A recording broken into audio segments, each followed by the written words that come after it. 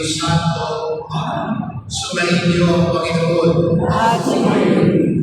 Mga kapatid, aminin natin ang ating mga kasalanan at marapat tayong wala sa banal na pagdiriwang.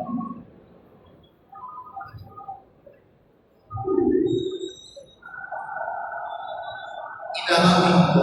Amin po. Nalubha ako sa isip at aking pagkukulang. Kaya sinasabi ko sa lahat ng mga angel at sa inyong mga kapatid na ako'y manalangin sa Panginoon aming Diyos. Kaawaan tayo ng makapangyarihan Diyos, nagawain tayo sa ating mga kasalanan at natubayan tayo sa buhay na walang hanggan. Amen. Panginoon, kaawaan mo kami. Panginoon, kaawaan mo kami. Kristo, kaawaan mo kami. Kristo, kaawaan mo kami. Panginoon, kaawaan mo kami. Panginoon, kaawaan mo kami. Manalangin tayo.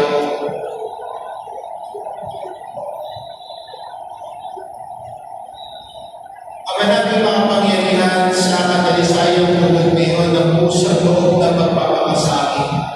Pasabitin mo kami na may wagas na kalooban sa pagdiriwang ng dakilang Pasko ng pagkabuhay sa pamamagitan ni Jesucristo kasama ng Espiritu Santo magpa sa walang hanggan. Amen.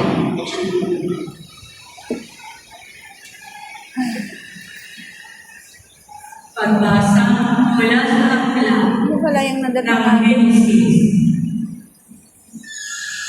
Mas mahal Teaches us towards serving ang unang sarili, hindi ko maglilingkod niya. Ang gusto niya, siya ang paglilingkuran. Pero ang tao na naglimutin ang sarili at nagtutulungan ang paglilingkod.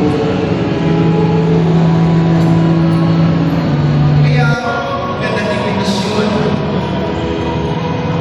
Tayo bilang mga Kristiyano at devoto ng Bawang Nazareno, iniimbitahan sa mga panahon ito at itong unang Biyernes sa buwan na ito na ang kahalagahan ng pag-aalay ng sarili. To let go of the self to teach us to serve others. Ang halaga din ng panahon ito ay tinuturuan din tayo ng paglimot sa sarili para may pagibahagi sa iba. Service and generosity. At ang lahat ng ito ay nagkakaroon ng kulay ng kabuluhan kung tuturuan tayo na maging masunurin sa Diyos. Dahil si Jesus ang sinusundan natin bilang mga deboto ng Bawang Nazareno, tinutularan natin ang halimbawa niya na naging masunurin sa Ama. Obedient to the Father. Kaya, ang bawat deboto ng Bawang Nazareno, sana ay naging katulad ni Jesus. At paano tayo naging katulad ni Jesus? Kung inuubos ang sarili natin, hindi mo na sarili, hinahayaan natin na salita ng Diyos ang umubog sa puso natin. Doon tayo natututo na maging katulad ni Jesus. Ang tamang ng sarili, hindi mo susunod yan. Hindi mo makikinig yan. Pero ang taong inuubos ang sarili at ang makinig at ang susunod. Kaya sana bilang deboto ng Bawang Nazareno, matuto rin tayo sa halimbawa ni Jesus. Siya ang nagpapakita sa atin na pagiging masunurin sa Ama hanggang kamatayan sa krus. At di ba yan ang kambing sa atin ni San Pablo? Siya'y naging masunurin sa Ama hanggang kamatayan sa krus. At tayo din bilang mga deboto ay nagiging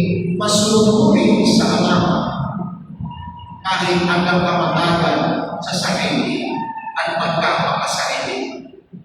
To die from our selfishness, to die from our own self-centeredness, that we may follow the Lord wholeheartedly, generously, and through service.